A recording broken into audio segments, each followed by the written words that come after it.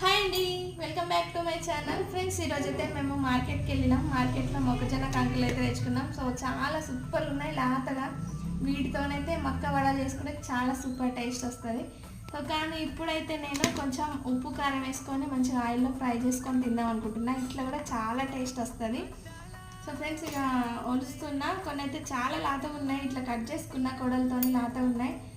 So friends, ఈ మొక్కజొన్న కంకులు అంటే ఎందరికి ఇష్టమో కామెంట్ చేయండి, అలాగే సబ్స్క్రైబ్ చేయండి. Thanks for watching.